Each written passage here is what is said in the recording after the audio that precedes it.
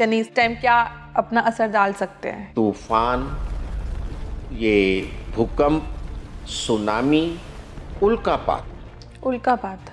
जी हाँ, क्योंकि अंतिम राशि में शनि जो वक्री हैं तो अंत आकाश भी दिखाता है। जन साधारण में महंगाई को लेके आक्रोश आ सकता है। 15 दिन के अंदर 2 इतने बड़े ग्रहण लगेंगे, तो ये पीरियड बहुत ही अस्त व्यस्त दिख रहा है मुझे पूरे संसार के लिए। मेष वालों के लिए बड़ा राहत का समय। कहते हैं ना, मैं वापस जाके करके आता हूँ, तो शनिदेव जी उनका वो अटका हुआ काम पूरा करवा देंगे। 4th राशि कर्क पे चलते हैं। आपके कुल पुरोहित हैं, आपको मिलना चाहिए उनसे टाइम टू टाइम, और इस मौके पे तो आपको ज़रूर मिल लेना चाहिए।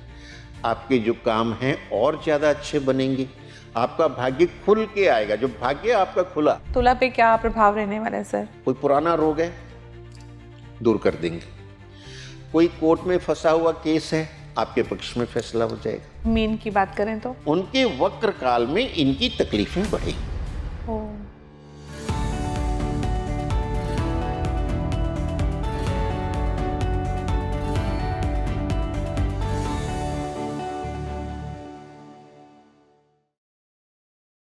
फिलहाल शनि रेवती नक्षत्र में मार्गी चल रहे हैं और आने वाली 27 जुलाई को इसी नक्षत्र में रहते हुए वो वक्री हो जाएंगे।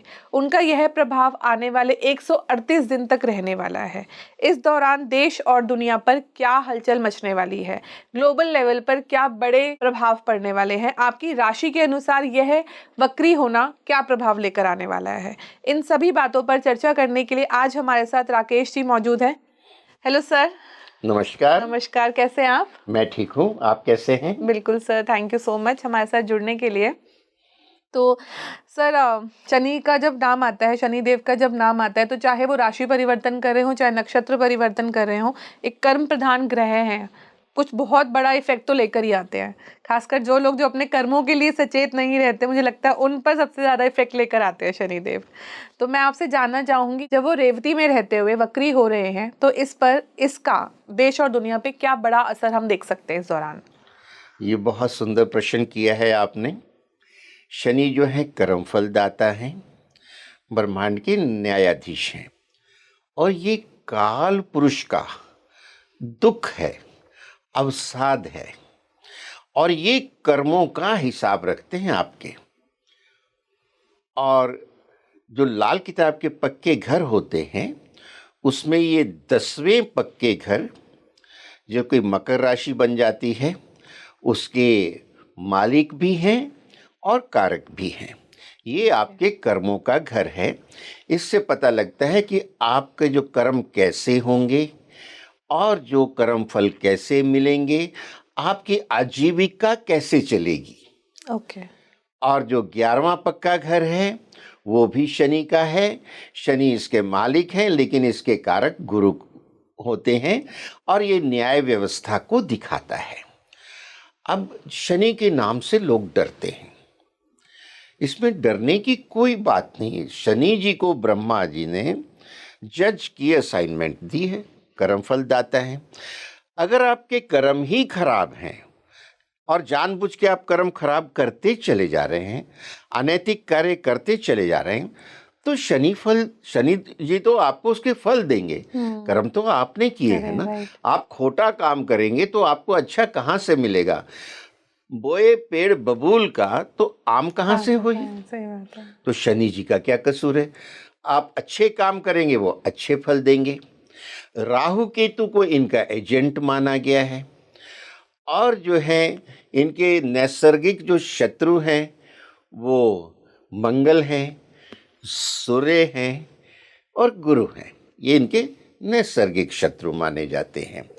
राहु आपकी कुंडली में अगर शनि से आगे है, क्योंकि लाल किताब में शनि को एक विशालकाय सांप माना है।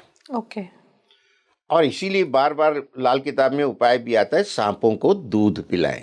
अच्छा, शनि का उपाय है। शनि के उपाय में आता है, कई घरों में ये आता है। और अगर सांप का मुंह आगे है तो सांप सही दिशा में चलेगा, उसके फल अच्छे मिलेंगे। यानी शनि पहले के घरों में है, 1 से 6 के बीच, और राहु उसके बाद के घरों में है तो शनि के प्रभाव आपको अच्छे मिलेंगे। लेकिन राहु पहले के घरों में है, शनि बाद के घरों में, तो मुंह उसका पीछे आ गया, अब वो डायरेक्शनलेस हो गया। अब शनि के प्रभाव आपको अच्छे नहीं मिल पाएंगे। तो 10th और 11th हाउस में कहते हैं शनि थोड़े बेटर परिणाम बहुत देते अच्छे हैं। प्रभाव देता है। शनि के अच्छे प्रभाव आपको तीसरे घर में, छठे घर में, 10वें घर में, 11वें घर में और 12वें में भी ठीक ठाक मिल जाते हैं। यहाँ ये शनि के प्रभाव अच्छे रहते हैं और ये बताता है कि आपके पिछले जन्मों के कर्मों के हिसाब से शनि ने जो फल दिया है वो अच्छा दिया है, कहीं अच्छे कर्म आप करके आए हैं। अब शनि के जो नक्षत्र होते हैं आप सुन के खुश हो जाएंगे। शनि का पहला नक्षत्र जल तत्व की राशि कर्क में आता है और उसका नाम है पुष्य। और पुष्य नक्षत्र 27 नक्षत्रों में बहुत महत्वपूर्ण नक्षत्र है। पुष्य मतलब पुष्प, फूल, पुष्पा। यानी आप देखिए कि आप शनिदेव जी से डर रहे हैं, भयानक सांप है, लेकिन उनका जो नक्षत्र है कितना प्रिय है, खूबसूरत है। मतलब खूबसूरत है। खूबसूरत लड़कियों का नाम होता है ये। शनिदेव जी का जो अगला नक्षत्र है वो है अनुराधा। अनुराधा भी लड़कियों का नाम होता है। देखिए शनिदेव जी कितने सॉफ्ट हैं अगर आपके कर्म अच्छे हैं तो। अनुराधा जो नक्षत्र है वो मंगल की राशि वृश्चिक में आता है। तो ये दोनों शनि और मंगल वैसे ही आपस में एनिमी प्लैनेट्स हैं, लेकिन वहां आता है ये। और आप देखिए कर्क भी जल तत्व की राशि है और वृश्चिक भी जल तत्व की राशि है। भेद समझिए कि जल में शनि है, कितने सॉफ्ट हैं। और उनका अंतिम नक्षत्र तीसरा वो मीन राशि में आता है। इसके स्वामी गुरु हैं मीन राशि के। और नक्षत्र का नाम क्या है? उत्तरा भाद्रापद। अब लड़कियों का नाम उत्तरा भी होता है और भद्रावती भी होता है। तो इतने सौम्य हैं शनिदेव जी। यदि आपके कर्म अच्छे हैं तो बड़े मधुर स्वभाव के हैं, एकदम जैसे मधुर स्वभाव सॉफ्ट स्वभाव की लड़कियां होती वैसे हैं। आपको ऐसे शुभ फल मिलेंगे। और शनि की दोनों राशियां मकर और कुंभ साथ लगती हुई हैं, तो शनि जी ने कितना मतलब ब्रेन लगाया कि दूर दूर राशियां होंगी तो उनको सिंक्रोनाइज करने में लॉजिस्टिक प्रॉब्लम आती है। तो दो राशियां उन्होंने ब्रह्मा जी से इकट्ठी ले ली। बड़े डिप्लोमेटिक हैं। और जिनका घर बड़ा होता है ना उसको कहते हैं ये तो शनि का घर है, क्योंकि जैसे बॉम्बे में लोग 2 फ्लैट इकट्ठे लेके बीच की दीवार निकाल देते हैं तो बड़ा घर हो गया। तो यूं समझो एक घर मकर राशि है, दूसरा कुंभ राशि। तो ये शनिदेव जी के गुप्त रहस्य हैं जो मैं आपको बता रहा हूं। और इनको प्रसन्न करने के तरीके भी बड़े सरल हैं। अब इनके जो कामगार हैं, जैसे मजदूर हैं जो पसीना बहाते हैं, जो लोहार हैं जिनको आयरन स्मिथ कहते हैं, जो बढ़ई हैं, शायद आज की जनरेशन ने बढ़ई शब्द नहीं सुना हुआ, कारपेंटर से समझ लें, जो मोची हैं जिनसे हम जूते रिपेयर कराते हैं। तो ये साक्षात जो है शनि के आजीविका है, उनसे रोजी रोटी कमाते हैं, तो उनके बहुत प्रभाव है। अब इसके जो प्राणी हैं जैसे चमगादड़ है, अच्छा, कौवा है, ये इनके प्राणी हैं। यानी ये इसलिए बता रहा हूं कि ये हमें उपायों में ये सब चीजें काम आती हैं। इनके वस्तु क्या है? काले तिल, काली उड़द, साबुत वाली, जो धुली हुई है वो नहीं, वो बाहर हो जाती इनसे। साबुत काली उड़द, शराब। शराब जो है शनि है। साइंटिफिकली ये इथाइल अल्कोहल है, C2H5OH, लेकिन है ये शनि। अच्छा। और ये जो लोहा है, आयरन ओर है, लोहा है, स्टील है, ये सब शनि की चीजें हैं। चमड़ा है, ये शनि की चीजें हैं। ये जो बादाम आप खाती हैं ये शनि की चीज है। जो अखरोट आप खा रही हैं, वालनट्स, ये शनि की चीजें हैं। आप बताइए। मैंने पहली बार सुना ये सब चीजें। दाल तक तो मुझे पता था, बड़ी ड्राई फ्रूट्स में भी ड्राई फ्रूट्स में भी ये जो ड्राई फ्रूट्स हैं ये शनि हैं। जैसे काजू है, ये शुक्र के अधीन चला जाता है। अच्छा, स्वादिष्ट है, व्हाइट कलर है। तो इस तरह से इन चीजों का क्लासिफिकेशन है। और जो कोयला निकलता है जमीन से, वो भी शनि है। शनि है जी। और काला नमक निकलता है, वो भी शनि है। काला सुरमा निकलता है जमीन से, वो भी शनि है। यानी काली चीजों पे भी इन्हीं का अधिकार है और पूरी न्याय व्यवस्था पे इनका अधिकार है। आप देखिए, जो जज होता है कोर्ट में, वो तो वो काला काले कोट कपड़े, पहनता हाँ है, मैंने अभी काले सोच रंग रही का। थी, मैं यही सोच रही हाँ, थी। आप देखिए, ये प्राचीन काल से चला आ रहा है वो भी सिस्टम। और हमारी जो सनातन में शनि का रंग काला माना गया, उनको न्याय व्यवस्था का कारक माना है, शायद वहीं से उन्होंने काला कोट लिया है। वो हरा नीला लाल कुछ भी पहन सकते थे, लेकिन काला ही क्यों लिया? और एकादश भाव शनि का पक्का घर है, गुरु वहाँ जो है बैठ के न्याय व्यवस्था करता है। क्यों, कैसे है गुरु कारक? क्योंकि जो जज बैठा है काला कोट पहन के कोर्ट में, न्यायालय में, वो तो मालिक है वहाँ का, उसका हुक्म चलता है। लेकिन उसको क्या पता जहाँ क्राइम हुआ है, जैसे कोई डकैती हो गई, एक्सीडेंट हो गया, लूटपाट हो गया। अब जज साहब तो मौका वारदात पे थे नहीं, राइट। जजमेंट उन्होंने देनी है, फैसला उन्होंने देना है। तो फैसला वो कैसे देते हैं?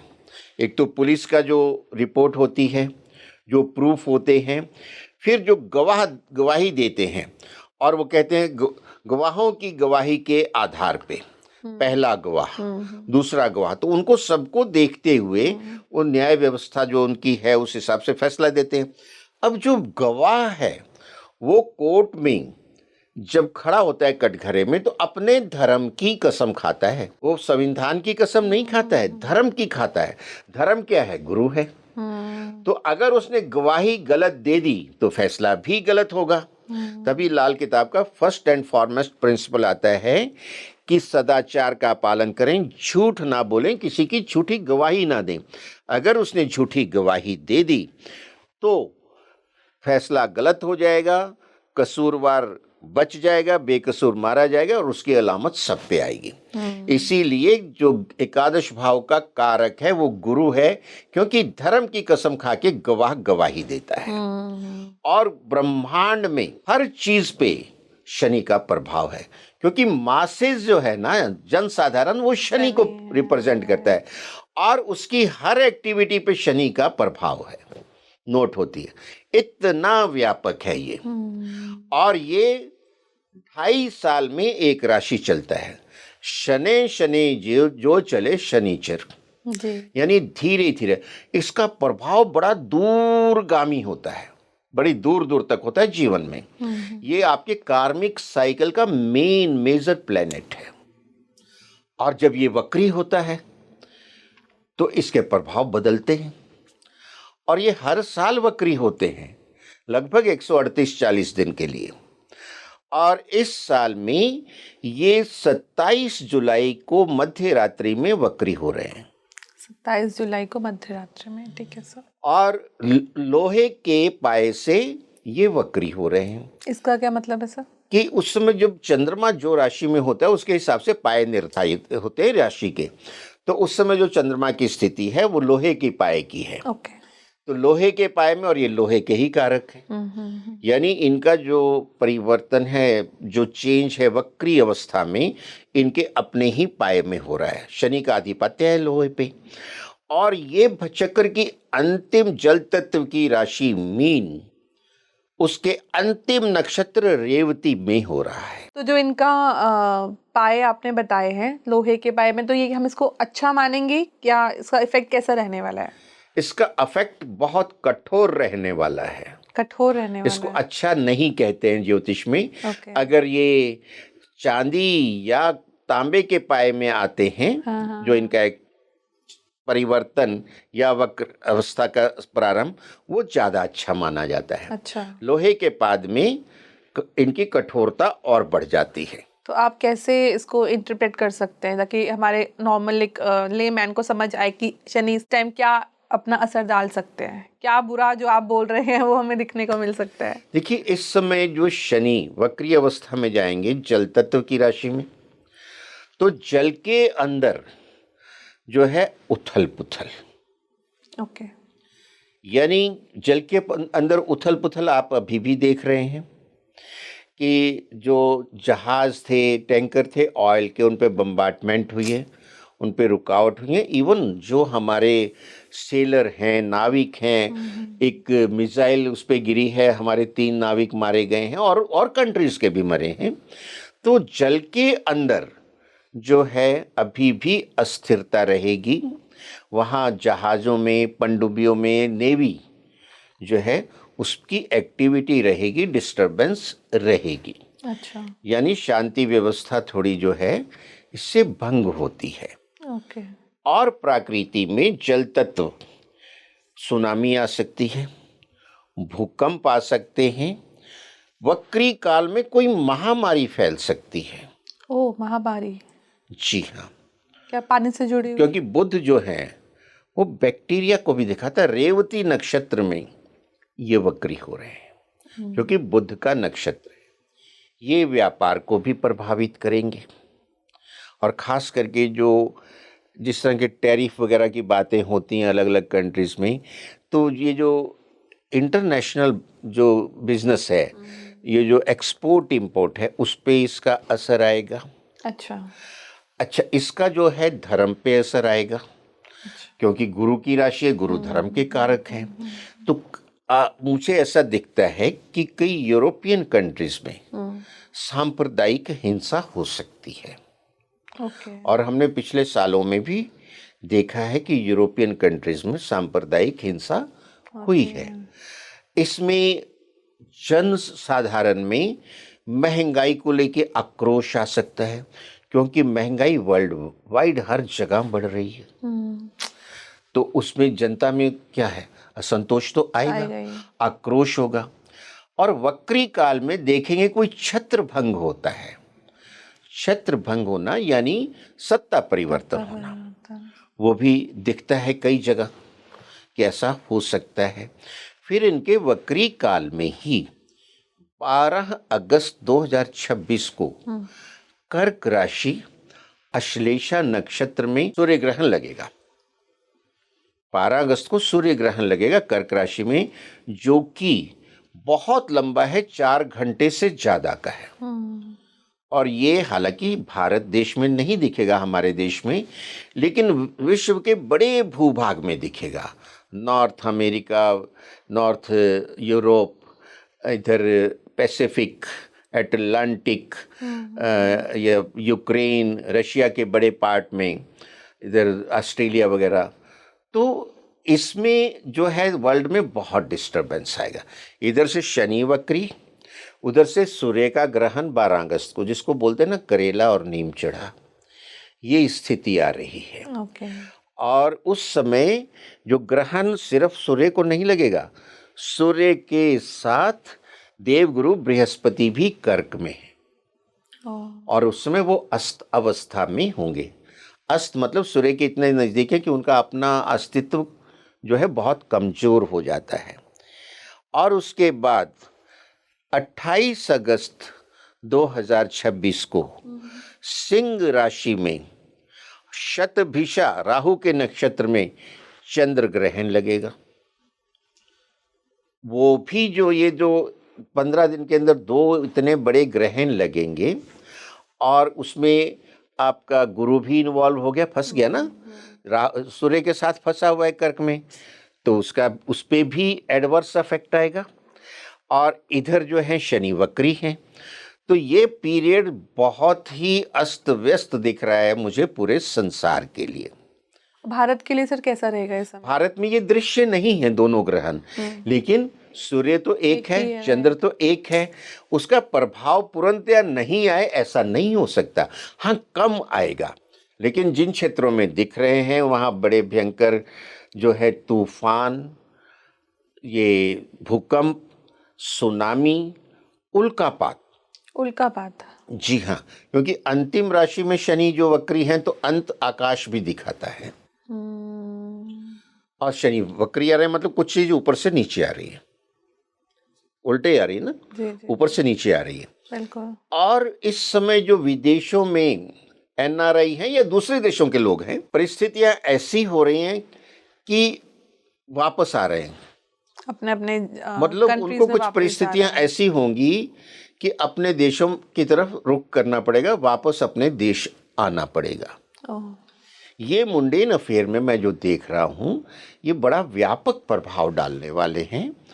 और ये जो 9 अक्टूबर को रेवती नक्षत्र से प्रवेश करेंगे उत्तराभाद्रा नक्षत्र, जो कि इनका खुद का है। अभी ये वक्री चल रहे हैं और ये वक्री चलते रहेंगे, और उसके बाद ये डायरेक्ट होंगे, और डायरेक्ट होंगे ये 11 दिसंबर को।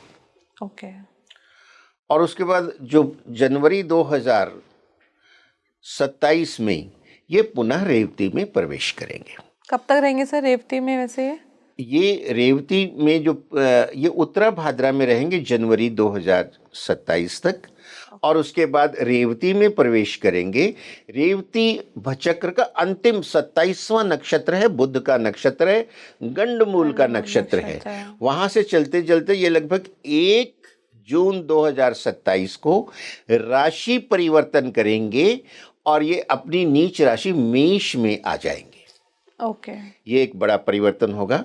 पर अभी जो हमारी चर्चा है वो वक्र काल पे है। जी जी जी। तो सर मैं ये जानना आपने ग्लोबल लेवल पे बताया कि हमें कुछ बहुत अच्छा होता तो नहीं दिखाई दे रहा, बट कुछ ऐसा है जो आपको लगता है कि हाँ यहाँ पर जो प्रॉब्लम्स चल रही थी वो सॉर्टेड हो सकती हैं, या कुछ ऐसी अफेयर्स, ग्लोबल अफेयर्स जो अभी तक सॉल्व नहीं हो रहे थे उनको हम सॉल्व करने की सिचुएशन में जा सकते हैं, कुछ ऐसा होता हुआ आपको दिखाई दे रहा है? देशों में आपस में शांति वार्ताएं होंगी, ट्रेड डील की बातें होंगी, लेकिन ईगो क्लैश इतनी है इस समय कि वो फाइनल होते होते रह जाएंगी। मतलब हम कोशिश करते रहते हैं बट हो नहीं पाएगा, वो अभी भी नहीं हो पाएगा। जी हाँ। और भी फैक्टर है कि जैसे गुरु हैं, गुरु बीच में तो मैंने कहा अस्त हो जाएंगे उस टाइम पे जब ग्रहण लग रहा है। उसके बाद अभी वो अतिचारी चल रहे हैं, तो गुरु के प्रभाव भी जितने अच्छे मिलने चाहिए उच्च गुरु के प्रभाव नहीं मिलेंगे। तो इस तरह से जो परिस्थितियां हैं उलझी हुई हैं, क्लैरिटी नहीं है कहीं भी, कहीं समझौते तक पहुंचे ये बड़ा मुश्किल लगता है। तो सर जो अभी हमारे, अगर हम कंट्रीज को आजकल हाईलाइटेड जो कंट्रीज हैं जो हमें लगता है कि जो न्यूज़ में रहते हैं, जो भी उनके हेड ऑफ द कंट्रीज हैं, उनकी सिचुएशन कैसे रहने वाली है इस दौरान, अगर मैं इंडिया की और यूएस, इजराइल, ईरान की बात करूं तो?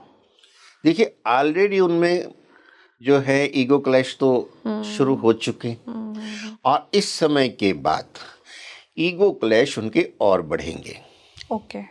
एक दूसरे से सहमत वो होने वाले नहीं हैं, और अंडर प्रेशर अगर होते हैं तो वो चीज़ ज़्यादा स्टेबल होती नहीं है।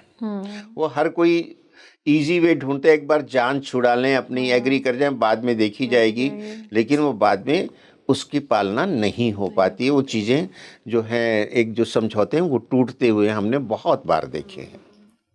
ठीक है सर, ये एक पार्ट हमने ग्लोबल पे डिस्कस करा। अब मैं जानूँ, अब ऑब्वियसली अब लोग जानना चाहेंगे कि उनके ऊपर क्या इफेक्ट आने वाला है एज एन इंडिविजुअल। तो हम राशि पर चल सकते हैं, राशि के हर राशि के विषय में जानना चाहें? ठीक है सर, तो मेष से स्टार्ट करते हैं। हाँ, चक्र की पहली राशि मेष है। ये अग्नि तत्व की राशि है और इसके स्वामी मंगल हैं, और ये पहला पक्का घर है काल पुरुष का, और इसके कारक जो हैं वो सूरज हैं। अब इनकी चढ़ती हुई 7.5 है। ओके। क्योंकि शनिदेव जी 7.5 भी लगाते हैं, ढैया भी लगाते हैं। 3 राशियों पे हमेशा 7.5 होती है, 2 पे ढैया होती है। यानी 42-43% लोग तो हमेशा शनि जी की ग्रिप में, न्याय व्यवस्था में अपनी तारीख भुगतते रहते हैं। तो ये हम देखते भी हैं। अब वो उनके द्वादश भाव में चढ़ती है, तो अब वो आ रही थी इधर उनके सिर के ऊपर, लेकिन शनि जाना हो गई शुरू वापिस। तो मेष वालों के लिए बड़ा राहत का समय है। अच्छा। कोई उनका कोई काम भूला हुआ था, रुका हुआ था, कहते हैं ना मैं वापस जाके करके आता हूँ, तो शनिदेव जी उनका वो अटका हुआ काम पूरा करवा देंगे। उनकी कोई कोर्ट में केस वगैरह है, उनके फेवर में जा सकता है। उनको विदेश यात्रा करनी है, आजकल वीज़ा की बहुत कंट्री की प्रॉब्लम है, मैं देख रिजेक्ट बहुत होते हैं। अगर ऐसा कुछ है तो इस टाइम में उनका वीज़ा क्लियर होगा, फॉरेन ट्रेवल हो जाएगा। ओके। और जो है उनकी जो 11th हाउस की तरफ जा रहा है, तो उनके कोई गेन्स हो सकते हैं अच्छे। छठे भाव को देख रहा है वक्री होके, तो वो अपने शत्रुओं पे विजय प्राप्त करेंगे। कोई रोग है उनका, वो दूर हो जाएगा। तो ये मेष वालों को काफ़ी अच्छी राहत देंगे।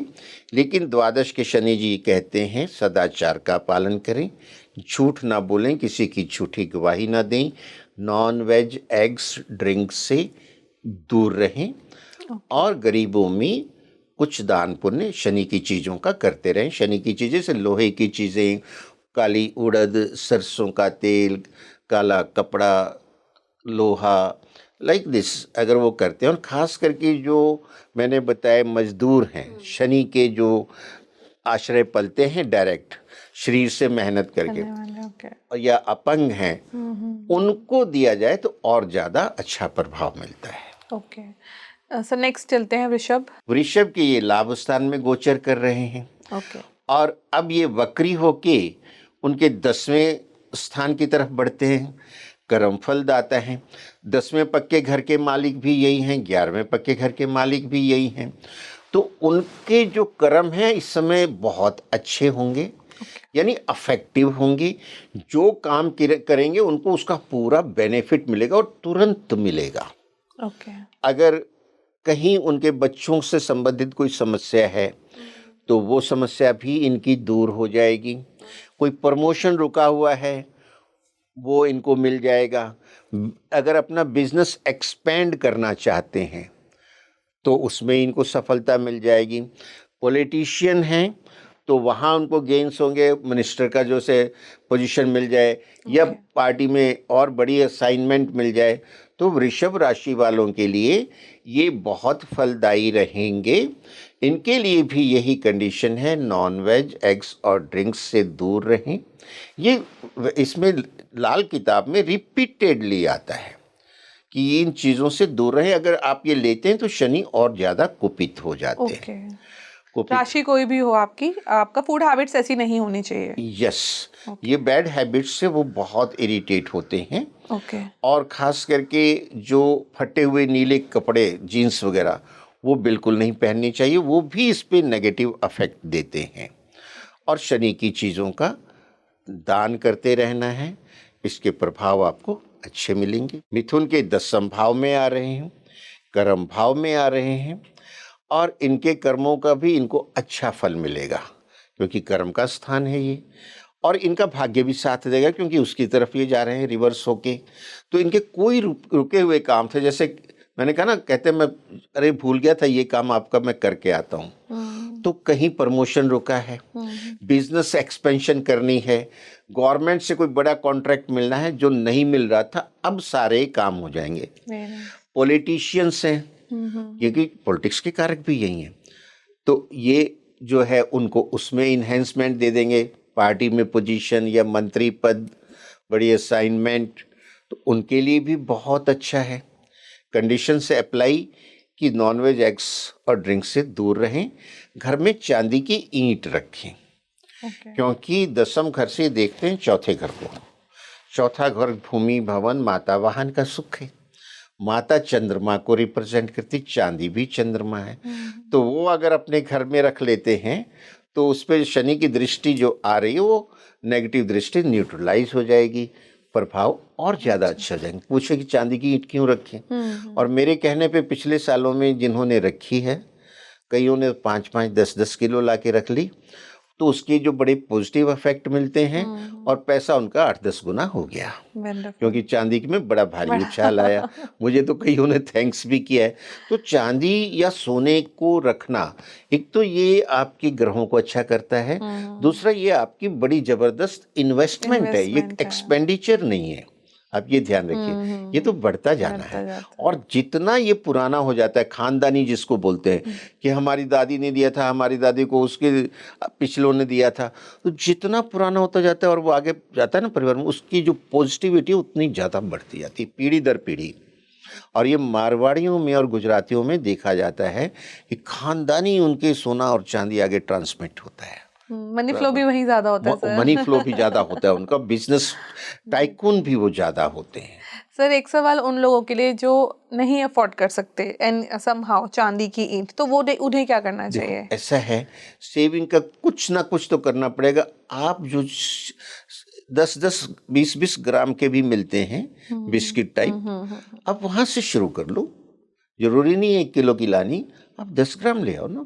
10 ग्राम आज भी 3,000 में मिल जाती मिल है। जाता है, राइट। हम तो लाया करते थे, पहले तो 300 रुपए में आती थी 10 ग्राम। सर तो अभी सबसे वहां ज्यादा से कहीं उछाल से तो चांदी आपको में शुरुआत है, करनी ऑफ कोर्स पड़ेगी ना। करना तो पड़ेगा, थोड़ा बहुत तो करना ही पड़ेगा। हाँ बट चांदी की जैसे ऑब्वियसली हर लोग नहीं अफोर्ड कर सकते, तो हाँ आपने वो सही दिया है कि बिस्किट या कॉइन आप रख सकते हैं प्योरिटी वाला। जी हाँ। तो सर फोर्थ राशि कर्क पे चलते हैं। कर्क राशि वालों के लिए जो शनि देव जी हैं इस समय नवम भाव में चल रहे हैं। ये भाग्य का भाव है, ये जो है गुरु का पक्का घर है। इसमें वक्री हो रहे हैं, यानी आप कुछ भूल गए वो कर लो। अब करो क्या, तीर्थ यात्रा कर लो, ओके। गंगा स्नान कर लो, आप धर्म कर्म करो। अपने जो कुल पुरोहित हैं, कुल गुरु हैं, उनका आशीर्वाद लेके आओ, उनको जाके मिलो, ओके। उनको कुछ दक्षिणा दो। जैसे गुरु का रंग पीला होता है, तो आप जो कुल पुरोहित को मिलने जाएं उसके लिए पीले वस्त्र ले जाएं। जैसे धोती कुर्ता पहनते हैं ब्राह्मण, या वो अगर धोती कुर्ता नहीं पहनते, जो भी वस्त्र पहनते, उसमें एक पीला वस्त्र दे दो। पीला वस्त्र नहीं तो एक पीला टॉवल ही दे दो। ओके। 1.25 किलो चने की दाल दे दो, पीली होती है। पीले लड्डू दे दो, बेसन के या बूंदी के। पीला पपीता दे दो, पीले केले दे दो। पीले रंग की चीजें उनको समर्पित करके, और आजकल तो 200 का नोट भी ऑरेंज से कलर का आता है, दक्षिणा दे के चरण छू के आशीर्वाद लो। आपके कुल पुरोहित हैं, आपको मिलना चाहिए उनसे टाइम टू टाइम, और इस मौके पे तो आपको जरूर मिल लेना चाहिए। आपके जो काम हैं और ज्यादा अच्छे बनेंगे, आपका भाग्य खुल के आएगा। जो भाग्य आपका खुला तो आपकी लॉटरी लगनी है, सारे काम होने। कहते हैं ना, ये तो भाग्यशाली है भाई, जहां हाथ लगाता है सोना हो जाता है। यानी आपको हर काम में सफलता मिलने लगेगी। और आपने गुरु का आशीर्वाद ले लिया, और गुरु के पक्के घर में शनिदेव जी हैं आपकी कुंडली में। बहुत बढ़िया सर। कर्क के बाद सिंह राशि पे चलते हैं सर। हाँ, सिंह राशि की अभी चल रही है ढैया, अष्टम ढैया। उनके अष्टम भाव में शनि जी ट्रेवल कर रहे हैं। ये इंट्यूशन देते हैं बहुत, और आपको अध्यात्म देते हैं। आपका जो सच्चाई है ना दुनिया की, आपके सामने लाते हैं। शनिदेव जी जब आपको कष्ट देते हैं, आपकी परीक्षा लेते हैं, तो आपको दुनिया की सच्चाई भी बताते हैं कि आपका अपना कौन है, आपका पराया कौन है, कौन स्वार्थवश आपसे जुड़ा हुआ है, कौन आपको धोखा दे रहा है। तो ये सारी चीजें उस समय क्लियर हो जाती हैं, डीकोड हो जाती हैं। तो अष्टम भाव में ये चल रहे हैं, सप्तम की तरफ आ रहे हैं। आपको वाहन चलाने में सावधानी रखनी है, कहीं कोई दुर्घटना ना हो जाए। क्योंकि आप ढैया में हैं, अष्टम ढैया में, और उसमें वक्री हो रहे हैं। और आपकी राशि है सिंह, ये ग्रह मंडल के राजा सूर्य की है। सूर्य और शनि आपस में शत्रु हैं। आप जरा इस कनेक्शन को भी देखिए। बिल्कुल बिल्कुल बिल्कुल। घबराने की इसमें कोई बात नहीं है। आप डेली हनुमान चालीसा पढ़िए। नासे रोग हरे सब पीड़ा, जपत निरंतर हनुमत बीरा। 8 किलो काली उड़द साबुत शनिवार को नदी में प्रवाहित कर दीजिए। अगर 8 नहीं कर पाते हैं, 800 ग्राम कर दीजिए। पानी में वो फूलेगी, मछलियां खाएंगे, आपकी नेगेटिविटी डाइल्यूट हो गई। और शनिवार के दिन एक छाया पात्र शनि देव जी के मंदिर में शाम के समय समर्पित करें। छाया पात्र में फिर से बता देता हूं, एक लोहे की कढ़ाई में थोड़ा सरसों का तेल डालिए, उसके ऊपर आप अपना फेस ले जाइए, और आपको फेस का रिफ्लेक्शन दिखेगा। आप कम से कम उसको 1 मिनट तक देखिए। फिर हथेलियां ले जाइए, उसका रिफ्लेक्शन तेल में दिखेगा। फिर पलट दीजिए नाखून वाली साइड का। आपने अपनी छाया बना दी उसके अंदर। छाया पात्र इसलिए कहलाया। छाया देख ली। अब ये आपका I card, it is nothing but today's Aadhaar card. वैसे ही बनवाया होगा आपने। प्रिंट दे के और आंखों के बायोमेट्रिक्स। बायोमेट्रिक। तो ये बायोमेट्रिक हमारा सतयुग से चलता है। हाँ। अब शनिदेव जी के वहाँ मूर्ति या शिला है, उनके सामने रख के आप अपना जैसे पूजा करते हैं हम लोग, नाम गोत्र बोलते हैं, मनीवन बोल के, हे कर्म फलदाता ब्रह्मांड के महान्यायाधीश, हमसे जाने अनजाने जो कोई भूल पाप गलती हुई हो उसको क्षमा करें, अपना बच्चा समझ के हम पे कृपा करें, प्रार्थना करें। भाई जो आप गलती की उसके लिए क्षमा मांगिए ना, तो आपको क्षमा डिस्काउंट तो मिल जाता है। अब आपकी फाइल खुली हुई है शनिदेव जी के दरबार में, ढैया और साढ़े सती क्या है कि ईडी ने आपकी फाइल खोल रखी है। अगर जाके आप प्लीड कराएंगे तो सुनवाई होगी और उसमें आपको डिस्काउंट भी आएगा, और हो सकता है कि पूरी की पूरी भी क्षमा हो जाए, बहुत रेयर होता है ये। नहीं जाएंगे एक्सपार्टी डिसीजन हो जाएगा। बिल्कुल। तो आपको जाना तो चाहिए। तो हनुमान चालीसा, हनुमान जी सबसे बड़े प्लीडर हैं आपके लिए शनिदेव जी के दरबार में। कहते हैं ना बड़ा, मैंने तो बड़ा महंगे वाला वकील हायर किया है सुप्रीम कोर्ट में, ये वो हैं। ये पूरे ब्रह्मांड के लिए हैं। चारों युग प्रताप तुम्हारा है, प्रसिद्ध जगत उजियारा। ये तो चारों युगों में, हर युग में आपके साथ हैं। आप उनको याद तो करो, प्रे तो करो। तो हनुमान चालीसा जब आप पढ़ते हैं तो आपकी प्लीडिंग वो शनि जी के दरबार में होती है। छाया पात्र दान किया तो आपने बताया कि मैं आपके दरबार में क्षमा मांगने आया हूँ। ओके। और गरीबों में कुछ शनि की चीजों का दान कीजिए, आपका समय भी अच्छा निकलेगा, वरना वक्री काल में समस्याएं बढ़ जाती हैं। ओके सर, कन्या राशि के लिए? कन्या राशि के ये सप्तम भाव में, सप्तम भाव दाम्पत्य का है। हालांकि सप्तम भाव में शनिदेव जी दिग्बली होते हैं, बहुत ज़्यादा पावर होती है इसमें, लेकिन फिर भी अगर आपके कर्म कुछ गड़बड़ हैं, कहीं कोई इधर उधर के अफेयर चला रखें, तो पति पत्नी के संबंध बिगड़ जाएंगे। पति पत्नी के संबंधों में बिगाड़ आ जाएगा, वो इसको एक्सपोज कर देंगे, छोड़ेंगे नहीं। तो आप जो है अपने कर्म ठीक रखिए, गलत अनैतिक कार्य में मत जाइए, और जो है आप 7 किलो उड़द, या मैं आपको एक और सरल उपाय बताता हूँ, इसके बजाय भी एक बांसुरी लीजिए आप, और शनिवार के दिन उस बांसुरी को में चीनी भर के, पहले उसमें चीनी भर लीजिए बांसुरी में घर से, और जो है सुनसान जगह में जाके खड्डा खोद के बांसुरी को उसके अंदर रख के, से आपने 8-10 इंच गहरा खड्डा खोदा, खुरपी से रख के मिट्टी वापस डालिए, खुरपी वहीं छोड़ के आ जाइए, तो आपके ये दुष्प्रभाव दूर हो जाएंगे। बांसुरी से क्या सर कनेक्शन है शनिदेव का? बांसुरी, जो बांस होता है ना, वो शनि होता है। ओके। आपने उसमें चीनी भर दी, मंगल। अच्छा। अब वो शनि और मंगल की युति हो गई। शनि और मंगल जो मिल जाते हैं, लाल किताब में एक चैप्टर आता है मनसूई ग्रह। ओके। शनि मंगल जब मिलते हैं ना, तो ये शनि और मंगल नहीं रह जाते। अच्छा। ये राहु का अफेक्ट देते हैं। शनि और मंगल में के राहु का इफेक्ट देता है, और वो राहु बना दिया आपने चीनी डाल के उसमें, राहु को आपने छठे घर में पहुंचा दिया, जमीन में जो गाड़ा। अच्छा। छठा घर शत्रु हंता है, राहु को आपने छठे घर में पहुंचा दिया, आपकी रुकावटें दूर हो जाएंगी। ये मैं कहता हूँ, जहाँ वैदिक खत्म होती है वहाँ लाल किताब शुरू होती है। अब वैदिक वाला देखे ये मंगल है, ये शनि इकट्ठे बैठे हैं, लाल किताब वाला देखेगा ये तो राहु का इफेक्ट दे रहा है, वो मंगल और शनि का इफेक्ट ढूंढता रहे, नहीं मिलेंगे। सूर्य बुध इकट्ठे हैं, बुध आदित्य योग है वैदिक में, लेकिन सूर्य बुध जब इकट्ठे बैठते हैं, ये जो है जिसको मंगल 2 तरह के होते हैं, नेक और बद। तो सूर्य और बुध जब इकट्ठे बैठे तो ये नेक मंगल बन गया। अच्छा। ये मनसूई ग्रह कहलाते हैं। असली मंगल तो ऑलरेडी एग्जिस्ट कर रहा है आपकी कुंडली में, लेकिन ये भी मंगल बन गया। अगर शनि और सूर्य इकट्ठे बैठ गए तो ये मंगल बद, यानी मंगल ऐसा जो बुरे प्रभाव देगा। पर आपकी कुंडली में मंगल सही भी बैठा है तो एक और मंगल क्रिएट हो गया जो बुरे प्रभाव दे रहा है। अब आपको दोनों का इंटरप्रिटेशन करना होगा, वो लाल किताब वाला करता है। और उपाय भी बदल जाते हैं। जैसे इसमें हमने जो उपाय दिया, मंगल शनि को कंबाइन करके राहु बना के जमीन में गाड़ दिया, ये अद्भुत है।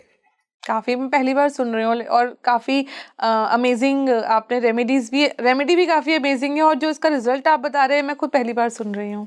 बहुत अच्छा रिजल्ट मिल जाता है, डरने की जरूरत नहीं है। मैंने कहा ना, बार बार शनि जी कहते हैं अपने कर्म अच्छे रखो, कर्म अच्छे रखो। सदाचार का पालन करो, झूठ ना बोलो, किसी की झूठी गवाही ना दो, वरना यहाँ की अदालत से तो जाओगे बच, वहां मैं छोड़ने वाला नहीं। छोड़ेंगे, सही बात है। फिर कहते रहोगे कि भाई मैंने तो कुछ ऐसा वैसा नहीं किया था, किया तो था, तुम्हें नहीं पता। तभी तो मिल रहा है कर्म उन्हें का तो फल। पता है ना, उन्होंने तो हिसाब चुकता करना है ब्रह्मांड का सारा। बिल्कुल बिल्कुल सर, यही तो है ना, आपके कर्म अच्छे हो तो शनिदेव आपको कुछ नहीं कहते, बट लोग शनिदेव से बहुत डरते हैं। बहुत कुछ देते हैं। जब शनिदेव जी देने पे आते हैं ना, वो छप्पर फाड़ के नहीं देते, वो जमीन फाड़ के देते हैं। और जिन्होंने जमीन फाड़ के कमाया है ना, गले भी लेते होंगे। वो जो हैं दुनिया के सबसे अमीर लोगों में है। माइनिंग जिसको कहते हैं, जमीन से क्या निकलता है, सोना, चांदी, सारे मिनरल, डायमंड, रत्न, ये पेट्रोलियम, गैस। तो जब शनि देव जी देने पे जितना जमीन के अंदर से सामान जो निकलता है वो शनि देव जी के अधीन है, माइनिंग जिसको कहते हैं।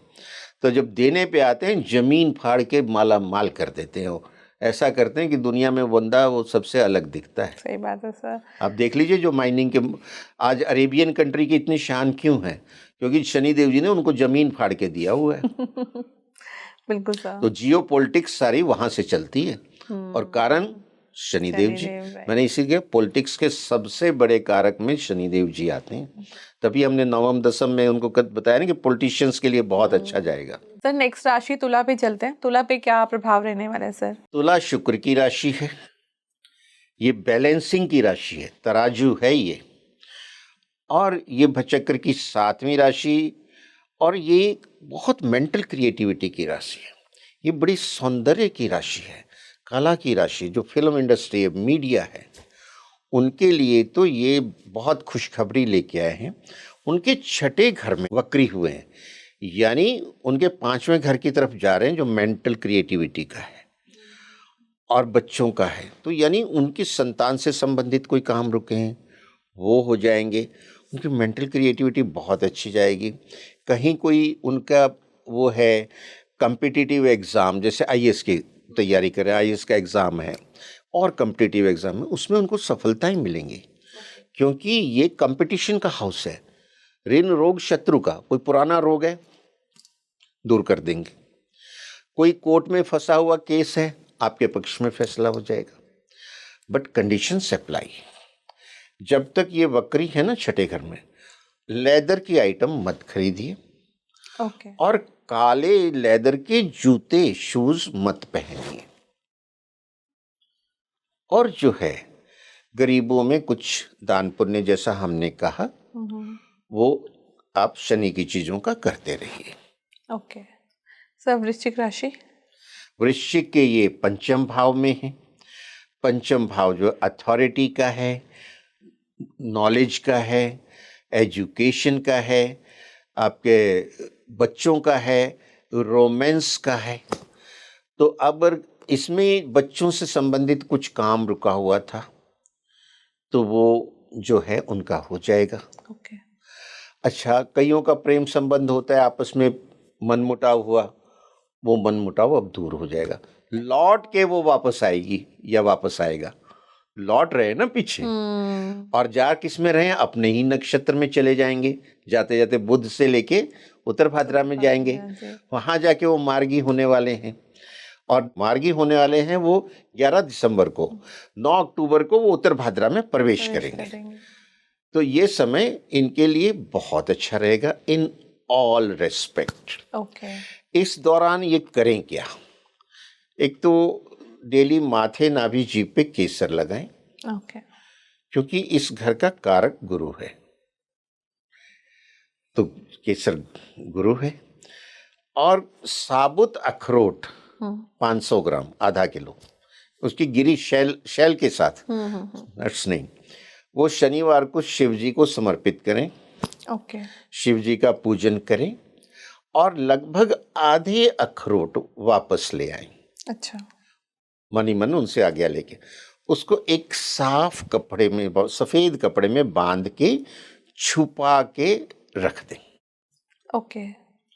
इतना सरल उपाय है। तो उससे जो ये रुकावट इनकी कोई आनी थी वो दूर हो जाएगी, सक्सेस बढ़ जाएगी। सर लाल किताब के उपाय काफी सरल होते हैं, मतलब ऐसा नहीं होता कि बहुत दिनों तक साधना करनी है, मंत्र जाप करना है, मतलब बहुत छोटी छोटी रेमेडीज पर हैं। उसका संविधान है, आचरण गड़बड़ किया नहीं तो वो उपाय काम नहीं करते। आचरण प्रोवाइडेड आपका बार बार आचरण उस पे जोर अच्छा आता हो। है, ओके। बार बार जोर आता है। सदाचार का पालन करें, झूठ ना बोलें, किसी की झूठी गवाही ना दें, किसी से मुफ्त में कुछ ना लें, नॉनवेज एग्स ड्रिंक्स का सेवन मत करें, माता पिता का अवहेलना ना करें, पैर छू के आशीर्वाद लें, महिलाओं का सम्मान करें, आसपास के जीव जंतुओं की सेवा करें। वहाँ इस तरह से आपको एक संस्कार में, सदाचार में और संविधान में बांधा है, प्रकृति से जुड़ा हुआ। अगर उसकी अवहेलना करते हैं तो उपाय भी बेचारे हेल्पलेस हो जाते हैं। तो ऐसा नहीं कि वहाँ साधना है दूसरी तरह से। वो भी बहुत मुश्किल साधना है एक्चुअली, आचरण सही रखना भी आज आप बोलो आज के जमाने में बिना झूठ बोले किसका काम चलेगा? पर फिर भी अगर आप उस पे फोकस हो जाते हैं, धीरे धीरे आप देखेंगे कि कंट्रोल हो जाता है। क्योंकि बहुत सा झूठ हम अनावश्यक बोलते हैं, अनावश्यक दूसरों को नुकसान पहुंचाने के लिए बोलते हैं इंटेंशनली, वो बाउंस बैक होना ही होना है। हाँ देखो, कभी किसी की रक्षा, अपनी रक्षा, वो उतना तो हमारा धर्म भी परमिट कर देता है। जिस झूठ से किसी का नुकसान ना हो या किसी का अहित ना हो, हाँ, वो झूठ कभी कभी आप बोल लेते हैं। हाँ। जनरली नेक्स्ट राशि पे चलते हैं सर, धनु। धनु राशि, अब ये गुरु की राशि है, अग्नि तत्व की राशि है, और गुरु इसमें धनुष लेके बैठे हैं। ये गुरु द्रोणाचार्य हैं। ये लोग बड़े फोकस्ड होते हैं अपने इरादों पे, अपने गोल पे, और इनके चतुर्थ भाव में शनिदेव जी वक्री हो रहे हैं। चतुर्थ भाव भूमि, भवन, माता, वाहन का सुख है, और ये ढैया है इनकी भी फाइल खुली हुई है।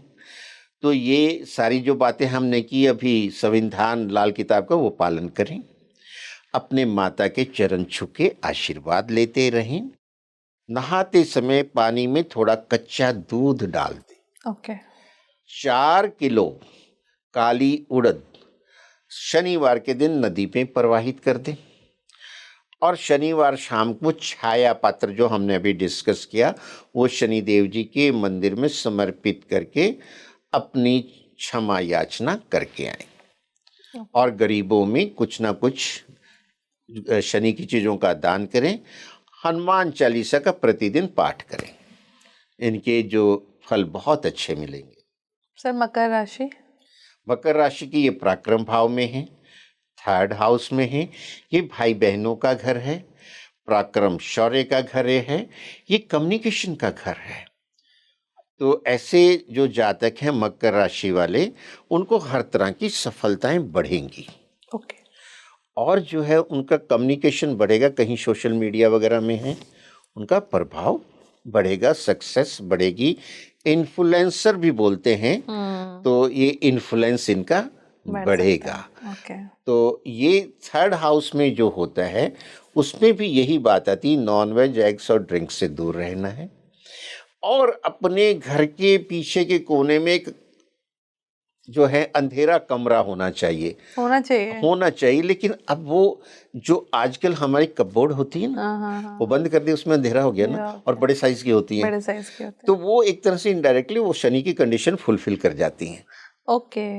कबर्ड्स भी आपके शनि देवी हैं। मतलब वो घर के पिछले कॉर्नर में किसी में अगर कपबोर्ड है आपकी, और कपबोर्ड भी काफी बड़ी होती हैं आजकल, तो वो कंडीशन उसमें पूरी हो जाती है।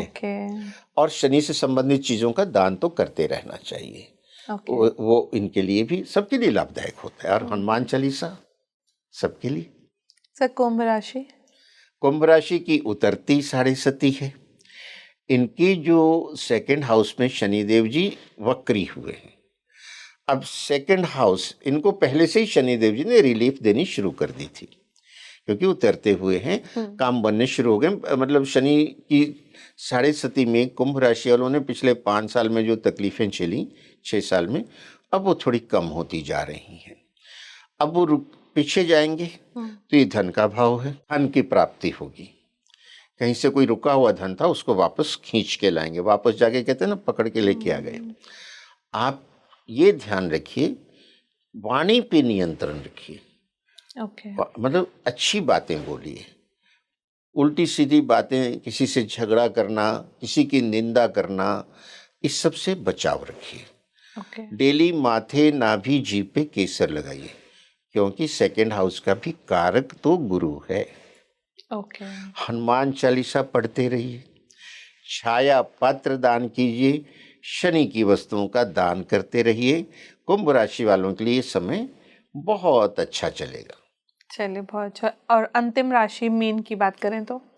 मीन जो है भचक्र की अंतिम राशि है और इसी में शनिदेव जी वक्री हुए और ये साढ़े सती में है, एकदम सिर के ऊपर या छाती के ऊपर साढ़े सती है। उनके वक्र काल में इनकी तकलीफें बढ़ेंगी, क्योंकि उनको जो तकलीफ देने में कोई चीज की कमी रह गई थी ना, वो तकलीफ और बढ़ा के आएंगे पीछे जाके, क्योंकि उसके पीछे भी 12वां घर है, वो भी साढ़े सती का ही घर है। तो इनकी तकलीफें बढ़ेंगी, इनको सावधान रहना है, डिप्रेशन में नहीं जाना है। डेली हनुमान चालीसा पढ़ें, नमः शिवाय का जाप भी करें। ओके। ये भी ध्यान रखें। एडिशनली नमः शिवाय का जाप भी करें और शिव पूजन भी करते रहें। ओके।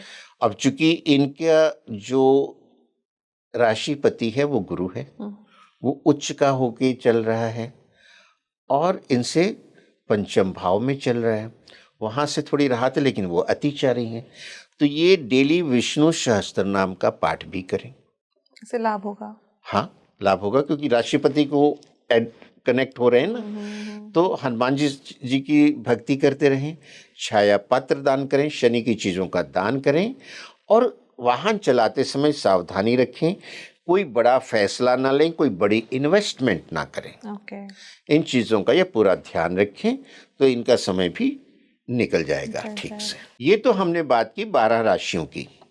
अब कई लोग ऐसे होते हैं जिनको अपनी राशि का पता ही नहीं, फिर भी जैसे कईयों के जन्म कुंडली में जन्मकालीन शनि जो है वो वक्री होता है, तो जिनके लिए जन्म कुंडली में ही शनि वक्री है और ये वक्र काल उनके लिए अच्छा जाएगा, क्योंकि कंसाइड हो गया ना, माइनस माइनस प्लस हो गया, माइनस माइनस प्लस हो गया।